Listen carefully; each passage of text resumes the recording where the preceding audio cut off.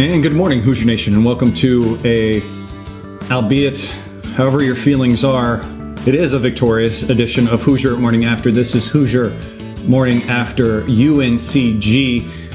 Last night, your Indiana Hoosiers go on to defeat Uncg 69-58, going 4-0 in the season. Just the game of taking leads and giving them back. IU jumped out to a great start, 17-3. That only 3 really kind of coming because of a lazy moment of ball watching on defense by IU's standpoint, and a UNCG team that likes to take the 3-pointers, takes high volumes, at least coming into this game. That was kind of their MO, which would kind of be a little bit of foreshadowing, at least on the defensive end, led to the first collapse of IU would have on a 9-0 run, bringing it within 6. IU would go on another run once the starters kind of got back in there at 10-0, getting the lead back up to 16 points. Then it would drop back down to single digits at 9 points going into half. Second half didn't start out any better. Sorry to start doom and glooming here in this talk, but would lead to a 40-40 tie. Then one of the bright spots of the game kind of took over in the second half. Bryson Tucker, with that blind confidence of his and that beautiful elevating mid-range game, kind of kept Indiana in it offensively at least, and led to the win. Just a game of some good and bad, and Robbie Hummel, however much I hate to and have in the past on this show, praising the Purdue alum, has nailed it. He's seen a lot of IU play so far this year, and this is just a team that has lacked in putting a complete game together this year so far. Thank you for being with us. I'm your host, Chad Schwarzkopf. Here with me always is Martha, the mop lady. Martha, open thoughts on this game. Yeah, just I think you and I were chatting a little bit before we got started, and just as it seemed a lot with over the course of the last couple of years, just a real struggle to put a full 40 minutes together. And you look at how the team started the game, right? Came out just really firing on all cylinders, specifically defensively. I mean, they were flying all over the court. Looked like max effort on defense. Just you really thought like this game was going to be a no-doubter from start to finish. At least that's the way it looked out of the gate. And it quickly, obviously, the way we ended the first half and the second half, it's like what does it take to put a full 40 minutes together? And to me, it's like it's non-negotiables. It's like your standard, right? You're regardless of whether, because a lot of guys weren't shooting well last night. We'll get into that, but like, even when that doesn't happen, there's a standard of a way we're going to play for a full 40 minutes, and that's hard defensively. It's knowing where you're supposed to be defensively. It's blocking out, taking good angles, defense, and all that stuff.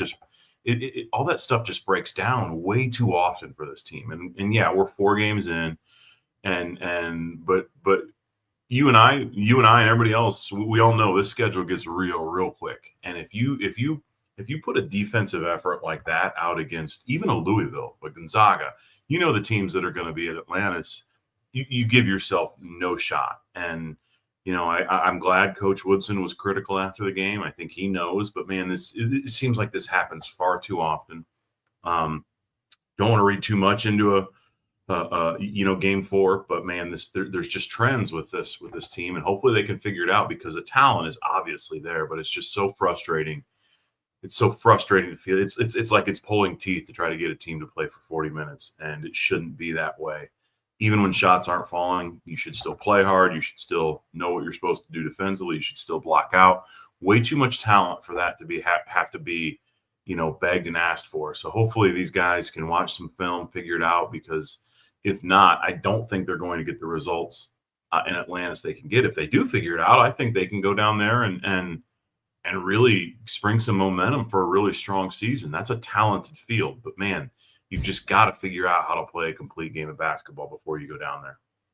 Yeah, and I think you nailed on something there that I want to focus on a little bit more is that it's the defense, and this team is talented enough on the offensive side and has enough weapons and has a deep enough bench that if the offense is struggling, all we got to do is lock in on defense. Just continue to defensively play strong, and eventually you will find that one player on offense, if you're running things and staying engaged, that will find their hand and gain a hot hand for the game. And while to a degree that was the case in this game, we kept them under 60. That's kind of always the aim of a good defensive stance of a game, but it doesn't pass the eye test. Just saying that does not pass the eye test on offense. Too much helping, sagging from some players, ball watching, lack of engagement, and then couple that in with the defensive rebounding and the lack of engagement there. After playing a really good possession defensively a few times, would just be thrown away by guys not staying engaged on the defensive end as well. And the expense of bringing your blood pressure up higher, Martha, in this, the next thing that I actually kind of want to talk about, and has kind of partially been a theme on social media after this game, was the subbing. IU was up 19-3 when the big sub lineups went in. And look, I understand these are the early games in the season. This is the time that you will use more of your subs to A, rest your starters, but B, allow them some real game time situations and allow them to find what they can do for each other and where they can build that chemistry.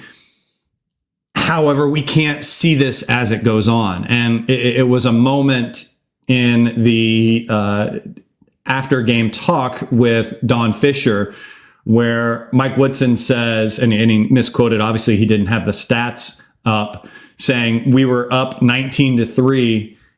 Then I started when I started subbing. Well, he said it in a way where he was not taking full accountability for that. And I hope he reflects and sees maybe from this game that that's partially your fault, buddy, bringing in a full subs like that, because it just is not locked in when you do that. We got to slowly pepper them in. And again, it's just something to look out for, because I know as the season goes on, we hopefully won't see this. If we do, we can bookmark this and revisit this. Your thoughts on this? Yeah, I think, when you say, then I started subbing, maybe it should have been how I started subbing. These line change, and we've talked about it now for 3 years. It's just been his style, especially early on in the season, just making these complete overhaul substitutions where you're bringing in 4 or 5 guys at a time. And obviously, if you've got momentum, in which case Indiana did last night, it's going to affect it. Hopefully they can carry it on. But I mean, you're bringing in guys cold off the bench and expecting them to carry on momentum that the team has built. And there were times it's like, we complain, or I complained, when Renew and Ballo are on the court at the same time. For a long stretch yesterday, they were off the court at the same time. It's and again, I'm not a basketball coach. I'm not going to pretend to be one, but it's just that it's hard to wrap. I've watched enough basketball, right? It's hard to wrap your head around what the motivation is outside of just getting guys some early experience. But if there's one thing our schedules have taught us, you can't take these early games, you can't take them for granted. You've got to win them. You've got to win them in convincing fashion. And because it's going to affect your net. And at the end of the season, we're going to look back on these early games and be like, man, I wish we would have. And we got the win, we got the double-digit win, all that stuff matters. But at the end of the day, you've got to build this team some momentum, especially going into the chunk of the schedule. I mean, we've got Atlantis, we've got some Big Ten games coming up. Really need to build some momentum, get this team playing well. The bench was shorter last night, obviously, with Cups not available, and obviously Newton's still not playing. So it just yeah, it's frustrating on all accounts. I think the players could have been better. I think the staff could have been better. So hopefully, again, Woody mentioned it. We're going to watch some film. We're going to have a tough practice. Hopefully, he's just as tough on himself, because I think he and the staff could be better as well. Yeah, I think that's where we can't see behind the scenes, and that is my biggest hope out of this game, and at least out of this season as well, that the film will show them what they need, that they will study it really, really well, but also that the coaches would be able to be introspective as well on what they are doing and how they are doing, and not just this mentality of the guys have got to get this right or something like that, but you've got to get it right as a coach too. So a lot of that falls on your head as well. To kind of shift and start to maybe talk about some positives and everything, we have a freshman that has probably the most confidence we've ever seen, maybe since I don't know, Troy Williams, and those moments. Troy probably comes to mind, at least in my head, when I think about confident players in an IU uniform. But just a fantastic second half, as I kind of said in the open, scoring 14 points tonight, going 5 for 9. Missed a pointer that he took, but was 4 for 5 from the field. Played almost the whole second half.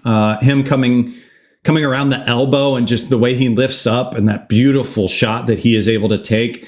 He obviously, again, doesn't lack for confidence. His defense does need some work, but again, he's the one that has allowed he is a freshman caveat to come into play. But it is interesting to see the way IU is using him, in the sense that there were some lineups that we saw last night with him out with a point guard type of person, with McKenzie and Luke Goody, and then himself, where he's probably lining up against the two in those cases, and for what it's worth, was able to stay with the opponent's two guard pretty well in the defense, but still just, again, lacks those moments of communication. Some of that's falling on his teammates as well, but on the switches and a few plays, were definitely some moments of setbacks for him on the defensive end. But overall, just a good game from Tucker. Your thoughts on him? Yeah, I thought bright. I thought Tucker was one of the real bright spots last night, outside of the start that we had out of the gate, and the defense to start the game. I thought Bryson Tucker was a real bright spot, right? And it was kind of beat down our throat by the broadcast team of the Connor Onion, or keep asking Robbie Hummel who he reminds him of about 15 times during the game. But yeah, he didn't look like a freshman, right? He just that mid range. It's like he's like the I think I've mentioned this, but like Grace Berger was for years for the women's team. Now you've got the mid-range king of Bryson Tucker, who can hit that. He's the one guy that you don't mind taking that long jumper, because it looks so smooth, and he shoots it with such confidence. 5 for 7 from the field, and Indiana needed that, and they needed it from a freshman to get over that. I don't want to say get over that hump. That's a Woody line. We were never quite behind them. So that line feels tainted. To keep us where we needed to be in terms of being in a position to get a win, we need too soon for the over the hump conversation. Yeah, I won't go too deep with that, but yeah, I mean, it was great to see. He's just looked the part. Coming off the bench, probably something he hasn't done a whole lot in his career, so something that he's certainly getting used to. But he comes in and he plays with confidence. Sure, he's a freshman. He needs to get better defensively, but right now the whole team does, and they're full of veterans. So I don't necessarily hold that against him, but 14 points and only playing what he get 25 minutes. That's pretty impressive for a freshman. So he keeps on getting better, and you're going to see he's going to be tough to keep off the court, especially if we struggle offensively. You're going to see him potentially becoming the sixth man here soon. So really good to see, and really impressive effort by Tucker. Yeah, and I think you nailed a good spot there, where he fits into this team so well as not being someone that you have to depend upon, and he can slide in as a freshman and just kind of be that bonus guy that if he gets hot like he did last night, that's great, but you don't have to rely on it. Where I hope that he can expand his game, obviously, is stepping back a little bit more and to start bringing some of that confidence to the 3-point line. It's weird that once you step past a slight line painted on the ground that's only about 4 feet farther than where you're nailing these beautiful rise up jumpers, somehow they struggle to go in a little bit more. But that's where I hope we can see his game expand as the season goes on for IU. And again, just glowing things to say about him. And he gets the hall pass at the moment for defense, but as the year goes on, we're going to be a little bit harder on him as far as that goes.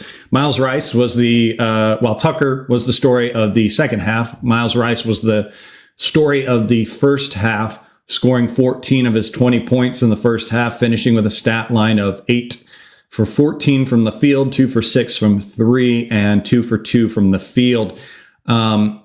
Really also just proved that we needed him out there for every bit of minutes that we could. And he played way more minutes than you'd like to see this early in the season, playing 35 minutes, finishing at the highest plus minus for in this game at 13. We did see, and this kind of goes in tandem to Trey, who we're going to talk about next, where IU, it clearly goes the way he goes, and he's clearly the top dog and the alpha of this team. And seeing his scoring come along these last 2 games has been great to see, because otherwise he's just been that distributor.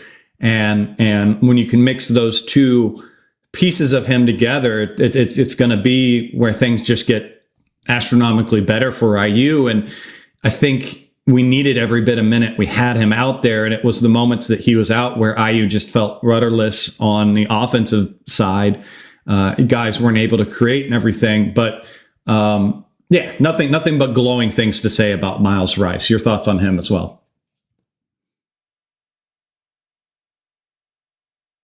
We've touched on it a couple of times. Like, we haven't had a guard like Miles Rice, and Xavier Johnson, when he was good, was solid, right? But Miles Rice is just a guy that you feel like can bring this every single night. And you know, the way he shot out of the gate for Indiana last night, he was key behind that start, right? Hit a couple threes early, you know, but then he can kind of put up a quiet 20, right? I mean, offensively, as the game went on and Indiana cooled off a little bit, you know, he didn't stick out a ton, but he was steady. He was a steady guard you need. So he's been the MVP for IU to start this season. He's just a guy is going to show up every night. And from a guard standpoint, Indiana hasn't had that in quite some time. Just a guy that's going to go out and put up, be the best player on the court on any given night. And Miles Rice is that for Indiana. I can't wait to see him against, I think about how he looked against Tennessee. They're a top 10 program, right? And Indiana went down there and won. I'm really looking forward to seeing how he competes against, the competition that we're going to see in Atlantis and then into the Big Ten season, because he's been a stud to start the season. And as Indiana continues to figure it out, like I hope they will, I think he's going to continue to be one of the best players on the court, also one of the best players in the Big Ten. So another good solid game from Miles Rice, and I'm excited about seeing him down in the Bahamas. Yep. And I think the next player to talk about kind of goes in tandem, and I think takes off pressure from Rice and makes him not have to produce as much, or gives him a little bit more spell on the bench to rest, would be Trey Galloway. And I think this was a game where he really struggled. Only 15 minutes that he played, went 0 for 2 shooting, 2 assists, and 3 turnovers. Part of the bench struggles was due to his struggles. Again, when we went full lineup switch, hockey shift there, Rice goes out, and Trey's looked at to be the distributor, the one to kind of initiate IU's offense. And he struggled to find that in this game, got himself into trouble many times doing his little jump passing, which led to a few of his turnovers. Just an off game for him, which is disappointing, because, like I said, he needs to be able to spell Rice at times, and then there are going to be great lineups at times where we have both him and Rice in together. Your thoughts on Trey's maybe slight setback game? Yeah, uncharacteristically challenging, challenging game for Trey, right? He's always been that guy that can steady the ship in any given situation. Obviously, 4 years, 5 years of experience behind him, and a guy that's been around long enough that can come in, be that guy. Obviously, we've talked a lot about how his role has changed from year to year, right? He's been that guy, a couple of years ago that's been the one that's come in and given us momentum when we needed it, or righted the ship when we needed it, or been able to continue on momentum when we needed it. Last year, he was asked to do a little bit different, and start for us and be a perimeter scoring guy and all that stuff. And this year he's back to coming off the bench. And when you look at the complete results of our bench, it just wasn't there, and it starts with him. And 14 minutes, 0 of 2 from the field, 3 turnovers, 2 assists. That's just not a Trey Galloway game. And in a game where Indiana really struggled to find its identity, to gain composure, especially in the second half, they needed Trey to step up, make some shots, be that guy defensively, and he just wasn't. So uncharacteristically bad from Trey. I don't. Very, very rarely do you see 2 games like that in a row from Trey. So I think you're probably going to see him come out and play very, very well, over Thanksgiving in the Bahamas. I'm looking forward to that. So, just really looking forward to seeing how he bounces back. Because, again, it's almost like as the bench goes, as Trey goes, the bench goes, right? And, I really thought and still think that the bench can be a really strong part of what Indiana can do this year. Now, that doesn't mean bring the entire bench in at the same time, but like we've seen, right? But really try to figure out where you can punch that bench in, where we can best use it, and I think it can be a really strong asset for Indiana. But looking forward to a bounce back from Trey here moving forward. Yep. And a game tonight, again, I'm going to in this show kind of group together the big boys underneath. Pretty much had identical box scores as well. Both of them finishing with 9 points each, 10 rebounds for Renew, 11 rebounds for Ballo. A game that they should have been able to have a feast. Again, the flip side is that we saw some guards get hot, but had the size advantage on this UNCG team. And credit to them, they were obviously game planning for this, where you saw many times when either of those players would get the ball, they would get swarmed by 2 to 3 UNCG players, and it was very disruptive for them. They obviously were not expecting it and didn't have plans to get it out. Renew specifically saw many times, and he can have those moments where he does struggle to take his blinders off once he gets it in the post and try to kick it out, where he makes up his mind and he's going to go to the basket. Ballo, however, I will say, at least on the defensive side, did affect a lot of what UNCG wanted to do around the basket, just being the presence that he was. Did have, I believe, just 1 block. They both did, actually. But that doesn't belie the whole story, because he obviously did affect a lot of the shots that they were taking around the basket. I do want to be a little bit harder on Renew, though, being that he is a junior, being that we saw the leap that he took last year, just needed to clean up the fouling, has used to be able to kind of get whatever he wanted on the offensive side. Now he seems to be kind of really pushing things and everything. And then just on the defensive end, I can't help but narrow down on him too much, ball watching and everything like that. And it just puts IU in scrambles and the rotation, and leads to some baskets. And a UNCG team that normally hits at a higher clip from the outside could have been a real problem for IU. Your thoughts on Renew or Ballo or the big guys overall? Am I being too hard on Renew? Maybe it was just enough game for him. I don't know. What are your thoughts? Oh, you're muted. You double tapped. No, you're not being too hard on Renew. I think he's a guy. It's just we talked a lot about just the frustration of what some of the non-negotiables are in terms of when shots aren't falling. how you respond to that, and defensively making sure you continue to play hard and continue to do the little things that head. And I think when Malik struggles, he struggles on all sides of the ball. When he's not engaged, it's not just offensively, it's defensively. When the shots aren't falling, sometimes that can carry over to some lazy defense, and it's frustrating, right? He's now a junior, and it's part of his game. I think obviously he can be all Big Ten offensively, and with what he does on the court there, and even defensively when he's on. But there's just too many of these spurts where things aren't going right or aren't going well. You're like, he should really, and we go back to when he was a freshman and just his inability to stay on the court because of just some of his stupid fouls. And it's not like he does that a whole lot anymore. There are some dumb fouls at moments, but a lot of it is just defensive lapses. He missed some shots he normally makes. It just felt like he wasn't nearly as engaged as he should be. And presence wasn't as large as it was. I think early on, he had some strong defensive plays, but just kind of hid. I don't think he's ever going to be a guy that puts up a ton of points, but it's just both guys were way too quiet for way too long of periods of time. So hopefully with those guys and their experience, that's like a combined 12, 11, 10 years of experience, way too much college basketball experience for those guys to be as quiet as they were when things got quiet for Indiana. Those are two veterans that need to step up, right the ship, make plays defensively, because it's going to create offense. We're too good for it not to. And good offense starts with good defense, and that was just lacking last night. So to answer your question, that was a long way of me saying, no, you're not being too hard on them. In fact, you could be harder. But yeah, hopefully, again, just like everything else we're saying, hopefully we see a bounce back.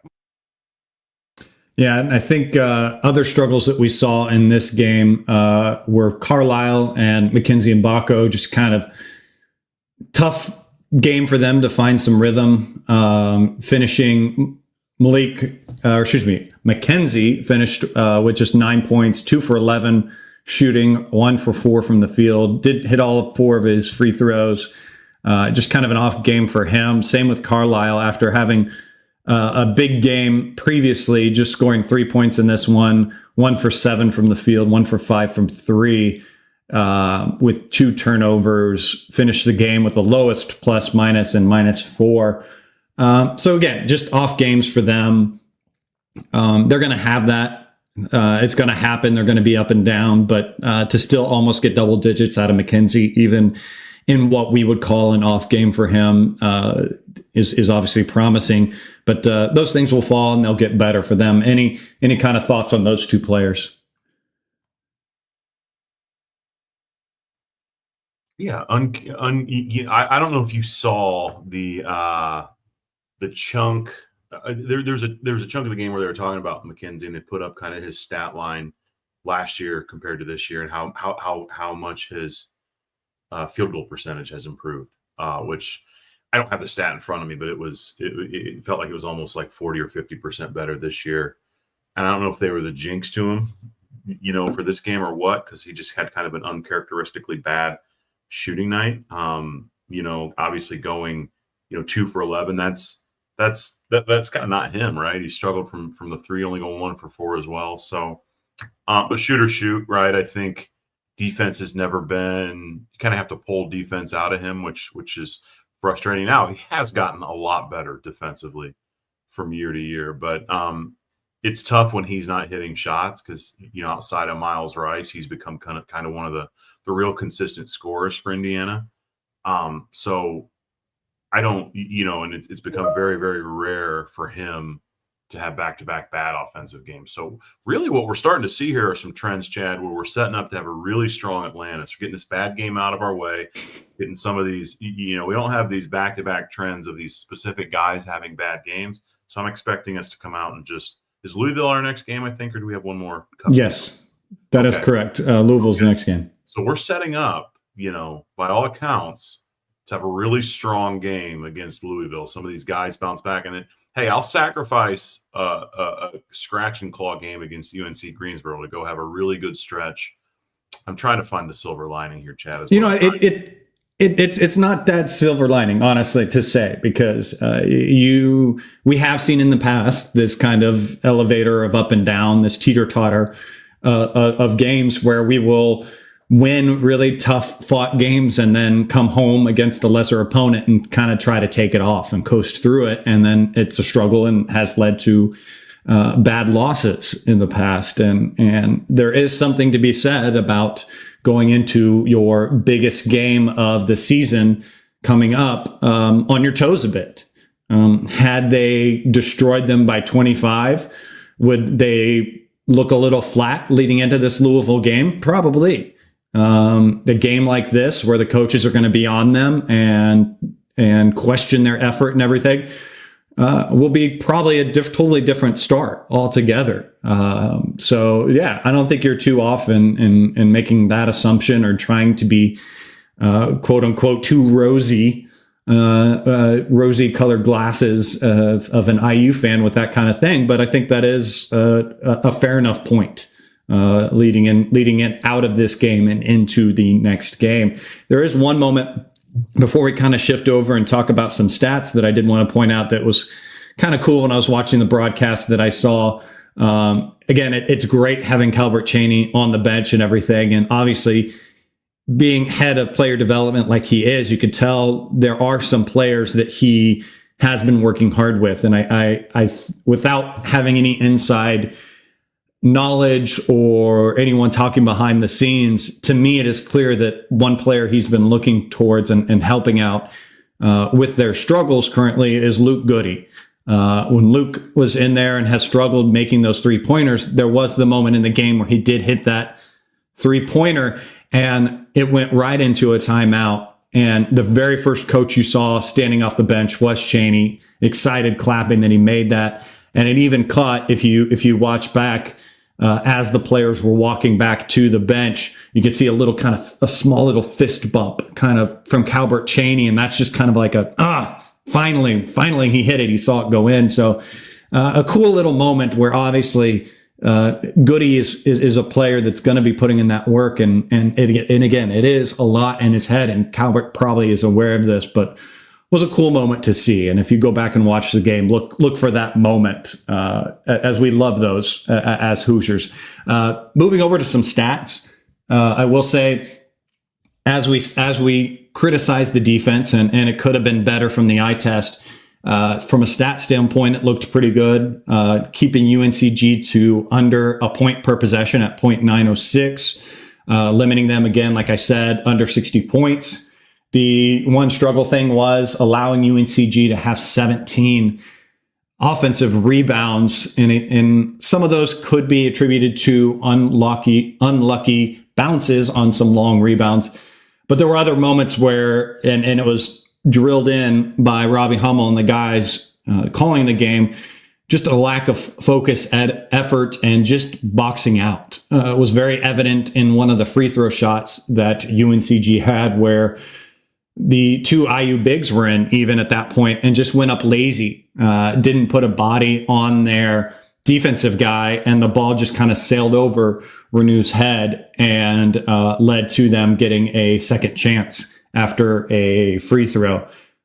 We'll finish that with saying at least free throw shooting is trending in the positive for IU, 14 out of 16 at 87%.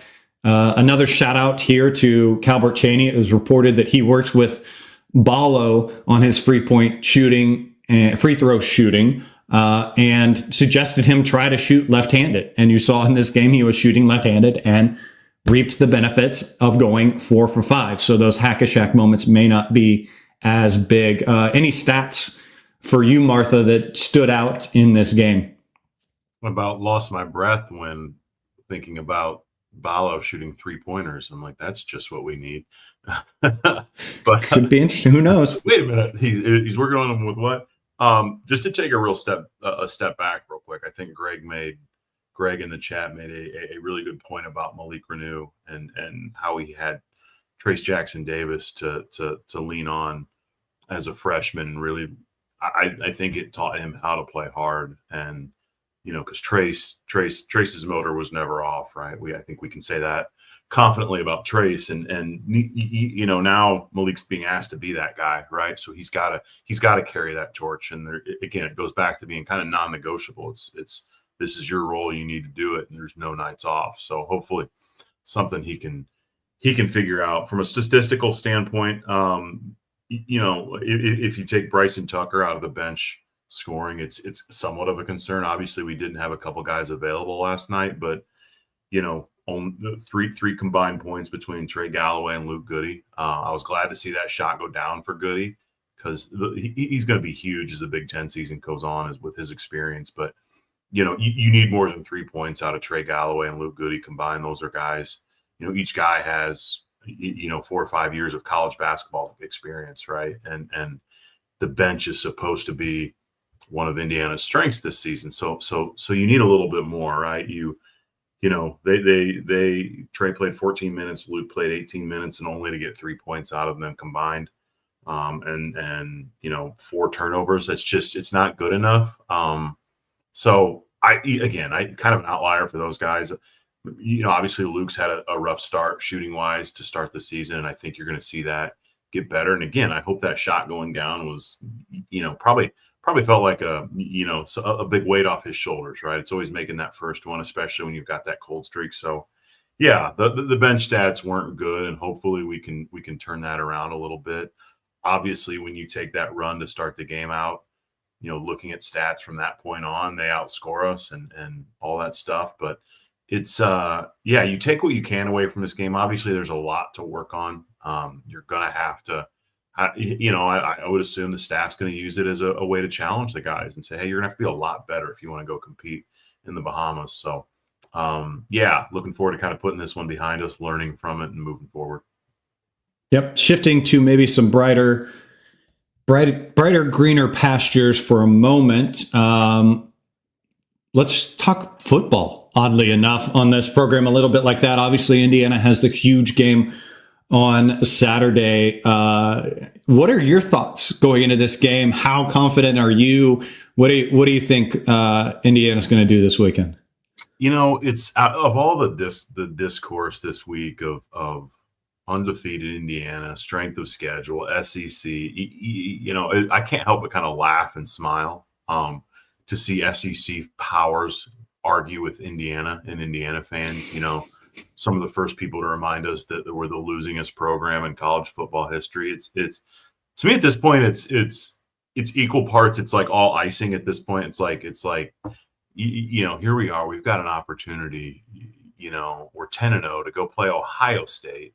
One of the biggest games, if not the biggest game of the Big Ten season. Game day at our second game of the season, big noon kickoff at one of our games for the second time this season. We're really kind of making, you know, stating our case as a real college football program, and one that I think is going to stick around for a while. And I'm excited. Obviously, going to Ohio State and winning, that's a tall task. If there's anybody that can get this team ready to do it, it's obviously Coach Sig.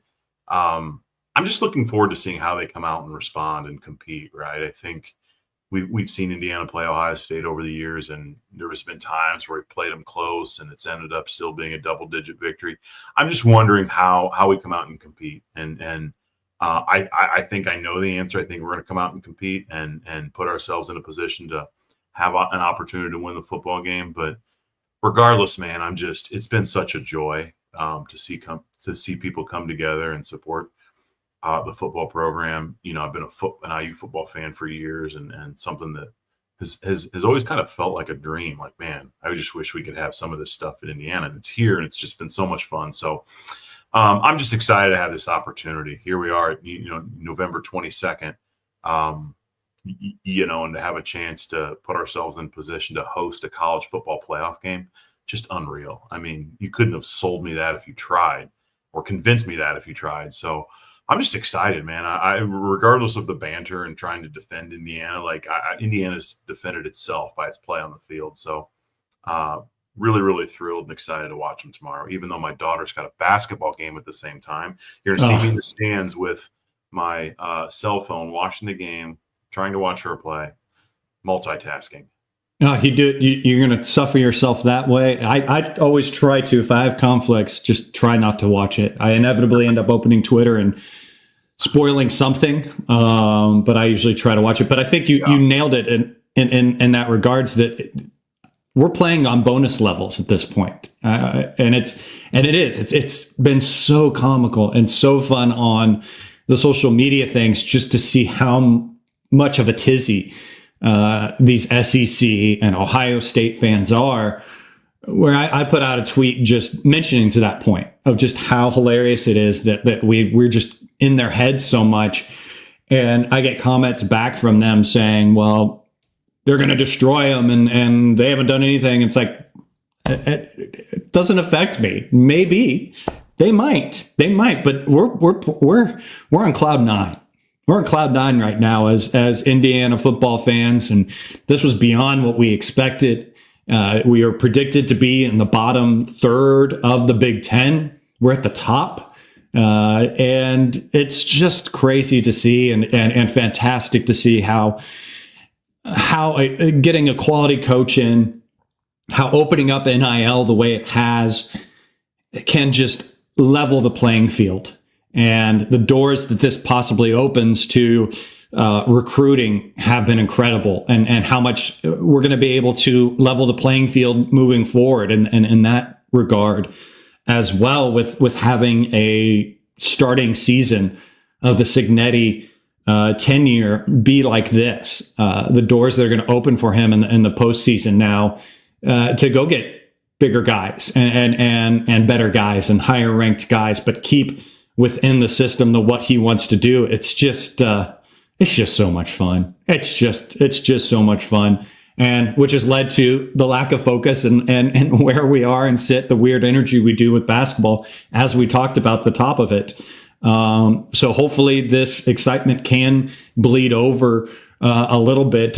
Gritty in the chat obviously saying as well, can Coach Sig give some of this energy to Coach Woodson? I would love that, some of that to Woodson and the team overall. And when football fades off and we are counting down our days to next season's football, we've got basketball, and hopefully basketball can keep us excited until then. And that's odd to say, because those roles have been flipped, and it's flipped on its head as far as those go. And obviously, the ticket to this Ohio State game is a hot commodity. I haven't even looked to see what the get-in price was, but I did see it kind of going down a little bit.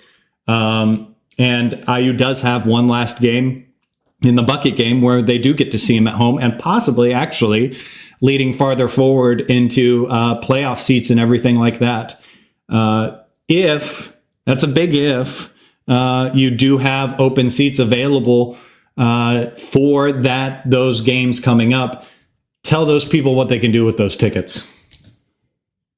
Yeah, thanks, Chad. It is, it is, and Jennifer, or Gritty in the chat, excuse me, I think as she goes by now, is she's been a donor of the Ticket Project over the years, so we certainly appreciate her. And obviously, to your point, the bucket game that's a tall ask to ask somebody to donate those, but it is Thanksgiving weekend, so if you are feeling, if you've got Thanksgiving plans and you're feeling generous, we obviously would be easily could find deserving homes for any bucket tickets. But obviously with basketball season, we had a bunch of tickets donated last night, sent a big crowd, sent a really sweet family from Japan that's in town for a little while to the game last night, which was a lot of fun to get them there.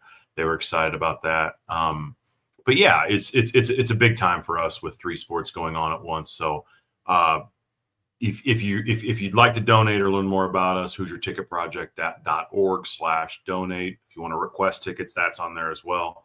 But anything right now helps us with the holidays coming up. So we're grateful to all of our donors, and we're looking forward to the games coming up. I do need to jump off, Chad. I've got to get my kid to school. But I thank you for allowing me this platform to continue to talk Indiana basketball as well as the Hoosier Ticket Project. And I look forward to chatting about the Bahamas with you here too as well. Yep. Thank you, Martha. We'll talk to you later. So obviously a lot in this game has done that can give you pause a little bit for this season and what this team basketball-wise is doing. And that's going to happen with a team with so many new pieces, and obviously in our non-conference games, where you're trying to look to build some of that chemistry, and they're trying to find themselves and where everything lines up. So that at least should give you and gives me some at least relief. It didn't matter in other games until now. Now is where it matters, and now is where it gets real for this team, and where they have to turn it on, and where we start to find out things about this team. Obviously, next game coming up is the Classic there in Nassau. Their game that they play is Thursday at 12 p.m.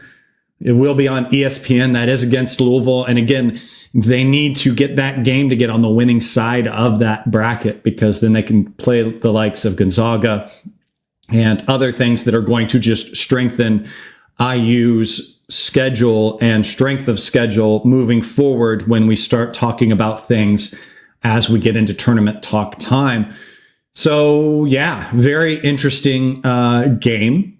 Some positives, some negatives, but growing moments. Again, the tape that IU has been able to acquire of their play in these non-conferences has been well-versed and has been hopefully something that the coaches can use to the benefit, and we will see as the competition ratchets up some better play, some more consistent play, and here's to hoping for 30 to 40 minutes of well-intended, well-engaged, and well-efforted IU basketball games moving forward. A little programming notice as well with that as well. I will be off vacation-wise, possibly on the seeing if I can get on and we can do a little bit of show about these games, but we will be getting on cruise ships and everything, family doing a cruise over the holiday weekend. So we'll see. Might end up being a Atlantis breakdown the Tuesday after the long weekend.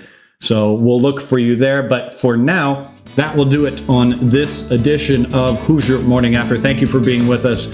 Good to see you, Greg, back in the chat there with us. Gritty, always great to have you as well. And also great to have you listening wherever you are listening on this show. We appreciate you here at Hoosier Morning After. Again, Hoosier Morning After is just a show. It's a hobby for Martha and I. We make nothing doing this. We are just passionate fans like yourself here enjoying IU sports and athletics, and with a focus on basketball. Don't forget to like and subscribe to the YouTube channel if you're watching there. Hit a thumbs up or a subscribe if you're listening on other podcast streams. Follow me on Twitter at General Chadwick. Find out more information when we're going to go live. Follow Martha as well at The Mop Lady. Until then, go out there, have yourself a wonderful day. And as always, let's go Hoosiers.